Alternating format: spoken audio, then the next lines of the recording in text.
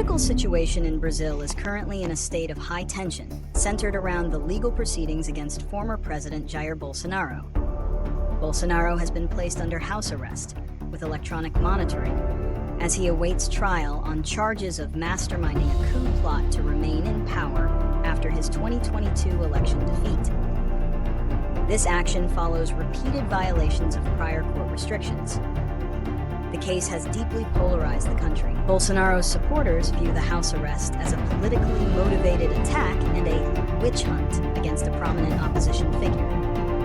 Meanwhile, his opponents and the Supreme Court argue that the measures are necessary to uphold the rule of law and protect Brazil's democracy from a leader who has allegedly attempted to subvert it. The former president is already barred from running in future elections due to a prior conviction for abuse of power. The ongoing situation has not only domestic implications, but has also garnered significant international attention, especially from the U.S. The house arrest of Jair Bolsonaro was ordered by Brazil's Supreme Court Justice Alexandre de Moraes for specific and documented reasons. The primary justification is that Bolsonaro repeatedly violated precautionary measures previously placed upon him. These measures, which included restrictions on his social media use and communications, were intended to prevent him from inciting further unrest or interfering with the judicial process. Justice de Moraes' ruling cited instances where Bolsonaro allegedly used his children's social media accounts to spread messages that incited attacks against the Supreme Court. The court also noted a blatant attempt to conceal this by having the posts deleted.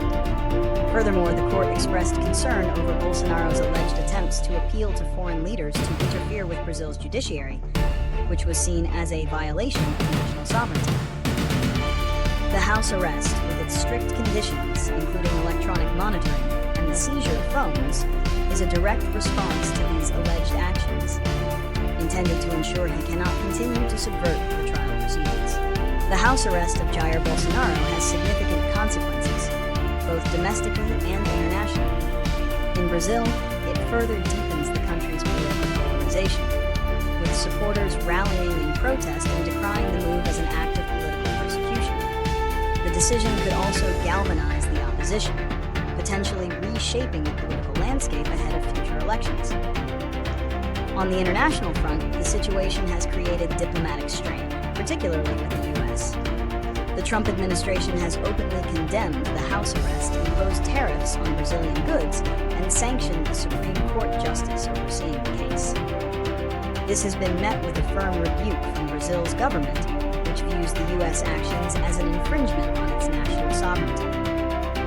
The legal proceedings against Bolsonaro, a prominent far-right figure, have also become a flashpoint for a global debate on the rule of law and political dissent.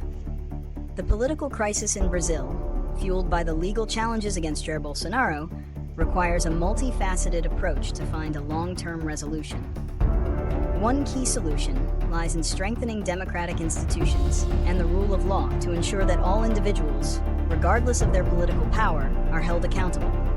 This includes reinforcing the independence of the judiciary and protecting judges from political pressure, both domestic and international. Another crucial step is to address the deep-seated political polarization that has gripped the nation. This can be achieved through initiatives that promote civil dialogue, media literacy, and a shared national identity. Efforts to combat the spread of disinformation and fake news are essential, particularly on social media platforms, as they are often used to fuel political divisions and undermine public trust. Ultimately, a lasting solution will require a commitment from all political actors to respect democratic norms, accept election results, and work towards the common good, rather than personal or partisan gain. This will be a difficult process, but it is necessary to prevent future democratic crises and ensure Brazil's stability.